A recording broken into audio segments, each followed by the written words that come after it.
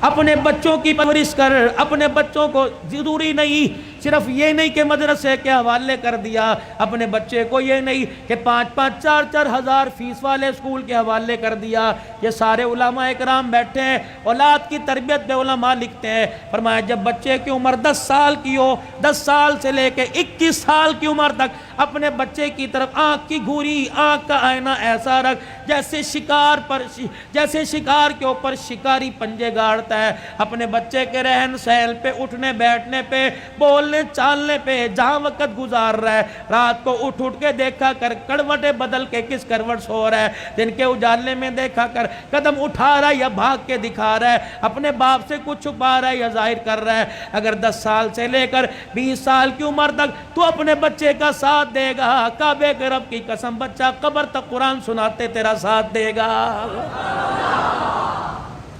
وگرنہ حال یہ ہو جائے گا, اللہ اکبر, جنازگاہ کے باہر کھڑا ہو کر ہاتھ پہ ہاتھ رکھ کے کھڑا ہوگا. محلے والے آئیں گے, ریڈی والے آئیں گے, دکان والے آئیں گے, رشتہ دار آئیں گے. صبح سرد سے رشتہ دار آ کے جنازہ پڑھ کے چلے جائیں گے. بیٹے کو کہیں گے, پڑھ کہے گا مجھے باپ کو کندھا دینا تو آتا ہے لیکن میت کے اوپر مجھے جنازہ پڑھنے کی دعا ہی نہیں آتی ہے. اللہ سے خیر مانگو اپنے بچوں کی.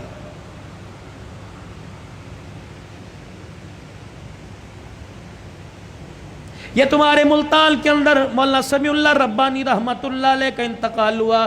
مولانا میں ان کے گھر کھانے کے لیے ایک دن ملاقات کے لیے چلا گیا. 12 پتہ نہیں 9 بچے یا 11 بچے, 3 بیٹیاں, اللہ اکبر, سارے عالم, ساری عالمہ, حافظ. پھر آگے ان کے پوتے دوتے, خاندان میں میل جول والوں میں 65 کے قریب بچے بچیاں تھے. ان میں سے اکثر عالم تھے, باقی سارے حافظ تھے. میں ان کے گھر بیٹھا, بیٹھنے کے لیے کرسی کوئی نہیں, چرپائی ٹوٹی ہوئی, شلوار کسی اور رنگ کی, کرتا کسی اور رنگ کا. ایک پرانی سی پلیٹ میں 4-5 بسکٹ, چائے کا کپ آیا اور مجھے کہنے لگے مولوی صاحب ان برتنوں کو نہ دیکھنا, میرے سینے میں جھانک کے دیکھ, میرا دل بڑا سکون میں ہے. الحمدللہ میں نے اپنے بچوں کو قرآن کا حافظ بنایا, عالم بنایا. یہ تو میں نے اس کے گھر کے حالات بتلا دیے. اللہ اکبر, جس دن آج سے 3 سال پہلے دنیا سے جانے کا اس کا وقت آیا, 5 بچے اس وقت گھر میں موجود تھے. کچھ بچے لاہور میں خدمت سر انجام دے رہے ہیں. میرے عزیزو, باپ کی تو بعد میں سناؤں گا, بیٹے کا مولانا عبید اللہ کی سن لو.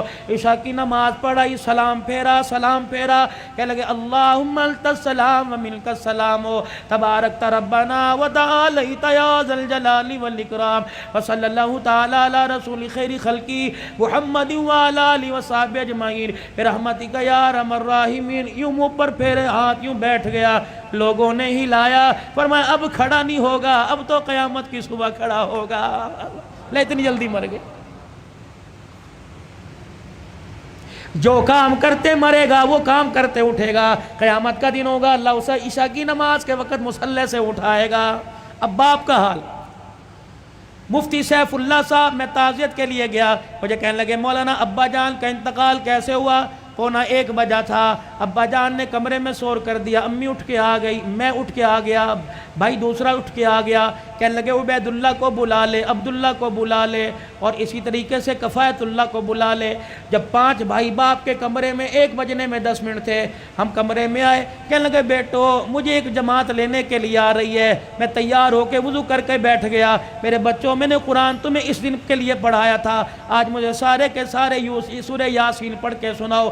بیٹیوں نے, گھر والی نے, 5 بچوں نے سورہ یاسین سنائی. کہنے لگے الحمدللہ. پھر سب بچوں سے مصافحہ کیا, بیوی سے الوداع کہا, اور پھر کہنے لگے ذرا کمرے کے باہر جانا, کچھ جماعت باہر کھڑی ہے. اللہ اکبر, کمرے سے باہر سارے بچے چلے گئے. کہنے لگے جی السلام علیکم, السلام علیکم, اندر آ جاؤ. اندر آ گئے. کہنے لگے وہ میرے باہر والوں اور اندر والوں سارے گواہ رہنا, میں ایمان پر کلمہ پڑھتے ہوئے جا رہا ہوں. اور زبان سے کہا اشہد ان لا الہ الا اللہ و اشہد ان محمد رسول اللہ. اتنا کا آنکھیں بند ہو گئی. بیٹے کہنے لگے اللہ کی قسم مولانا, کمرے میں ایسی خوشبو آئی جس خوشبو کو آج سے پہلے کبھی ہم نے سونگا ہی نہیں تھا.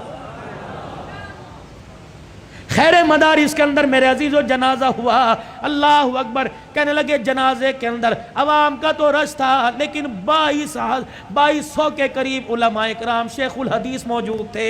میرے عزیزو ان کے کندھوں پہ جو اللہ والا گیا ہوگا، قبر کی مٹی میں نہیں گیا ہوگا، سیدھا جنت کے اندر گیا ہوگا۔